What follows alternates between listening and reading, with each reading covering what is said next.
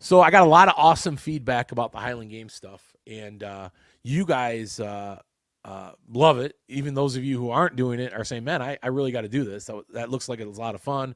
I just don't know a lot about it." And I get it. The resources for Highland Games is not where it needs to be yet. It's going to get there because largely the implements aren't. You can buy them. Some guys make them. If you know a guy that does some welding and fab work, he can make you the weight over bar. It's 56 pounds, by the way. It's a chunk of steel with a chain and a handle on it, much like the Denny stones. You can find this stuff online. You can figure out how to make this stuff online if you're one of those guys that can fab stuff. Otherwise, yeah, it's tough. Or you're trying to spend a fortune on getting somebody to do it for you because steel's not cheap. I've looked into it. I know it's expensive. Or making like a heavy hammer to throw or a light hammer. Finding that perfect piece of lead or that round piece of steel that you can insert like a bamboo rod or a piece of PVC through. Again, you have to find somebody that knows how to make this shit to make it well enough that you can use it, beat it up, and not have to keep rebuying it or keep remaking it. So the resources aren't quite there for a lot of us to compete yet. However, if you get on like North American Highland Games or NASGA, it's a website. Generally, you can find groups, and there's chat rooms there that can find groups around all you guys that somewhere are throwing in some park or some baseball field, and they're probably not too far from you. That's the first place I'd tell you to look.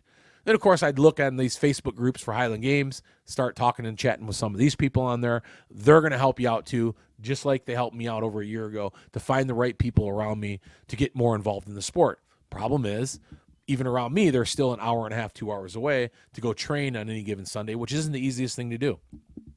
So going back to the implements and trying to find those implements, not easy. So you kind of have to makeshift it a little bit. The stuff you do in the gym needs to kind of sort of emulate the movements a little bit differently in how you train. I mean, using kettlebell more, maybe for the one arm swinging of the weight over bar, which you should train that way anyhow. Maybe doing some of that mace work for kind of, I'm talking about mace work. Tyler Young does a ton of it right now. By the way, you look fantastic, Tyler. The mace work is going to help you out with the heavy hammer. It's going to even help you out a little bit with mobility for throwing weight, a weight for distance, which is a 28-pound weight and a 56-pound weight, by the way, on a chain, again, very similar to the weight over bar. For that, of course, which is spinning movement, which is very similar to maybe how college throwers do it in shot put and discus. However, you can get on YouTube, and there's a lot of different ways you can get involved in this with different types of form. So the resources. That's the hardest thing about Highland Games because it's not a very visible sport for a lot of people. And there's not a lot of people that train it, and there's not a lot of people that are sharing their information because many people don't even know they do it. So with that said, hold on now, that the sport has been around for 2,000 fucking years, there's just not a lot of people that have the resources or have a lot of information or know where to find it. So those things that I just mentioned to you are a good place to start. Just Google it, right? Get on YouTube and search it. You're going to find a lot of great information. And then to find the athletes and groups around you, go to these groups on Facebook and these other areas and Instagram and stuff. Search Highland Games. Talk to people that you see wearing a kilt. Ask them more about it. They're going to put you in the right direction. But the implements are the most difficult thing to get a hold of. And they're tough to make and they're expensive. But if you can get your hand on a few of these things, you're going to do just fine. Trust me, you're going to do just fine. And that's the reluctancy of a lot of guys and gals that want to get into Highland Games, is they just are afraid because they haven't really had the time in and got the knowledge or the resources or the work with the implements to do it. What I say to all you guys is, fuck all. Get out there and do it. Find a Highland Games that allows novice competitors to come into it, find out who's promoting it, and asking them, where do I find the group that's training for it? Train one time, and then go to the show. Trust me, you'll get more knowledge out of that first show doing it with no experience than you will trying to fuck around getting ready to do a show and gaining experience prior to going there. Does that make sense? Do a show. That's your best opportunity to learn how to do the sport. These guys and gals that do Highland Games are amazing people. They love their sport so much. They embrace talent as much as they embrace those of us who aren't any good at it. They want to see you succeed because much like strongman and powerlifting it's not a sport of competition as much as it's a sport about bettering your own performance. Yeah, you'll have those one-off moments where you'll throw something a few feet further than you did. But ultimately, when you get there, there's these plateaus that are really tough to overcome. So you're generally just competing against yourself anyhow. Hitting numbers that eventually, you want to hit and you do. And then watching other guys and how they perform to get to these numbers are going to motivate you to work on your form technique and have conversations with them that are going to help you out that you otherwise wouldn't get if all you were doing watching videos and training on your own. So get in front of these Highland Games guys and gals out there, and they're going to give you the best when it comes to the knowledge and know-how to do this sport, and jump right into it. Don't even wait. You're going to look funny doing it first time, no doubt about it. I still can't even turn a caber in competition. I could do it in practice, can't do it in competition. There are things that I was good at it right off the bat. The sheath for me was an easy thing to do. I could power that. Didn't require a lot of form for me. Although guys would say I'd be much better if I had the form. I get that, but I still was competitive. Weight over bar for me, I was pretty competitive at that without little to no form and only getting better. So you're going to find certain movements that are going to be really, really good for you, that you're just going to really fall in love with the sport over those one or two movements. And you'll realize that, you just have to get a little bit better at everything else to be competitive. But once you get there, then it's a load of fun. I mean, to be competitive and to actually win a show or take a podium, that's going to be a great experience when I finally get there. I haven't even got there yet because these guys are pretty incredible who you compete against. But don't let that discourage you. It's just like strongman and powerlifting. It takes time to get there. You're not going to be some phenom that comes out of nowhere in your first or second show. I don't care if you're a college thrower or not, or have that type of experience. You might have a one-up on some guys, but these guys that have been throwing for years, you got a lot of work to do anyhow. So don't worry about how competitive you are. Take that out of the equation when it comes to Highland Games. Just get out there and compete. Because the other thing about Highland Games that is the most fun is the pageantry of it, the history of it, and be a part of these festivals and competitions. There's nothing like it. And the camaraderie that's involved is very similar to strongman. I say strongman even over powerlifting because we know our sport has much more camaraderie in it than any other sport. Highland Games is no different. These guys lift you up the entire competition.